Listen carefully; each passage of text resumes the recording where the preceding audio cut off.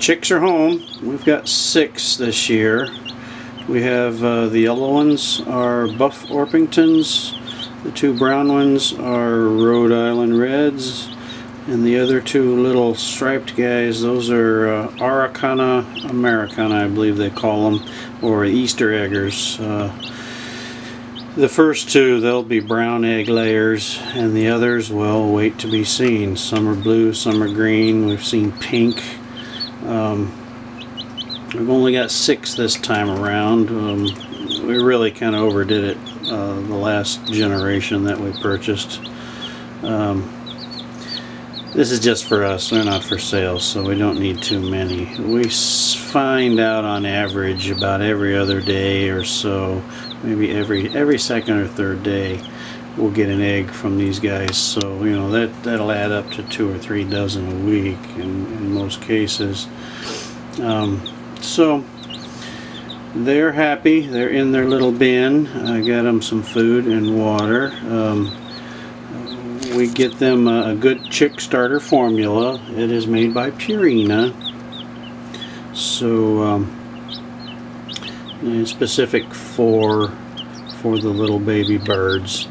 And the water, as always, I use filtered water, reverse osmosis water, but we do purchase some electrolytes from the farm store, and this gives them a few added vitamins and things like that. Now the electrolytes, they'll get throughout their entire life.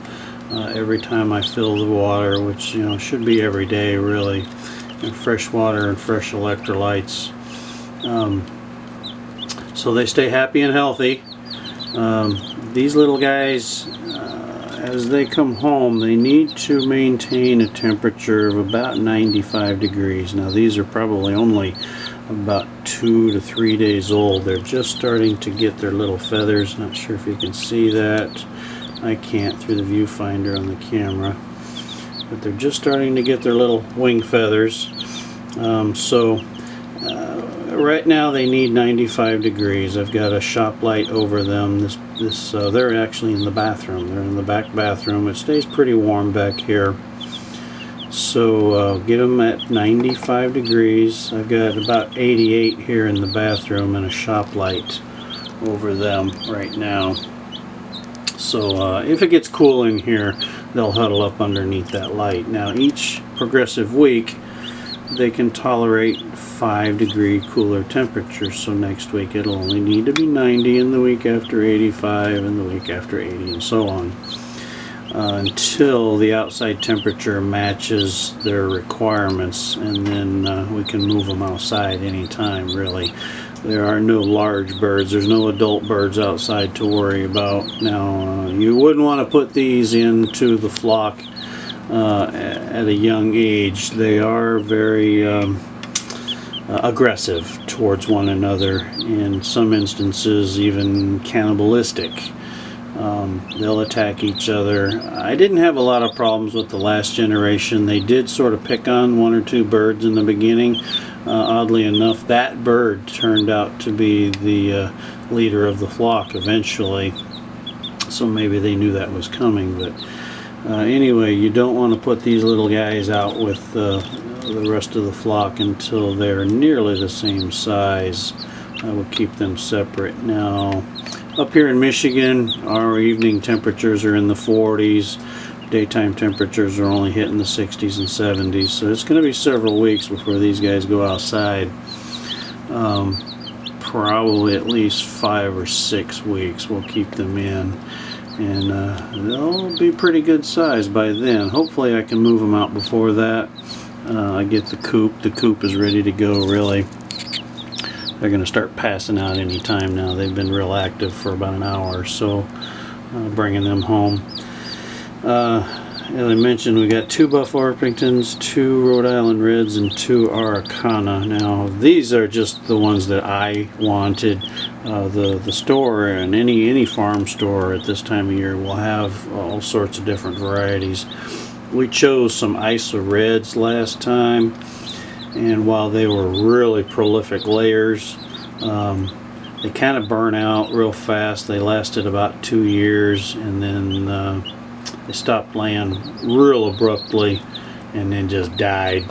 The others, they went on to about 4 years of age, and they were laying really well, and then started to slow down gradually. So I'm not going to start out with a whole big flock of birds. I'm going to go kind of smaller right now, and next year or the year after we'll get a couple, 2 or 3 more, so that we'll always have a generation that's laying and doing well.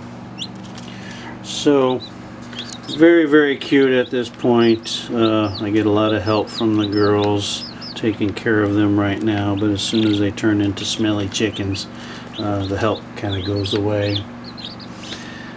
It's all good though. It's fun, and they're happily eating. So we'll get the coop. I got a video of the coop up. I'll get that cleaned up and nice and presentable, and we'll do another video where these guys will spend the rest of their days.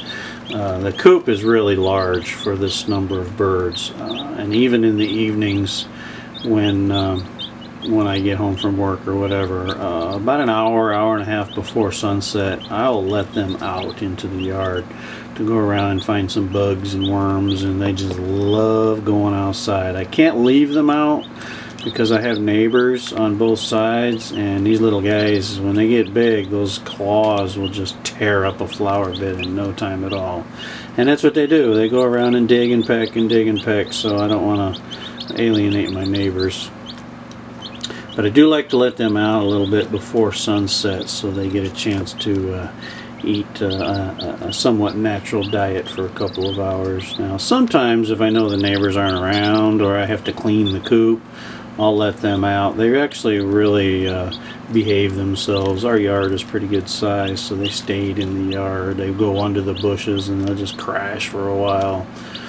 So they are truly free-range birds, and they will be very, very spoiled. Again, we just started with 6, and I think what all told 6 birds cost me 15 bucks. Won't take long to make my money back on that. Usually you just break even.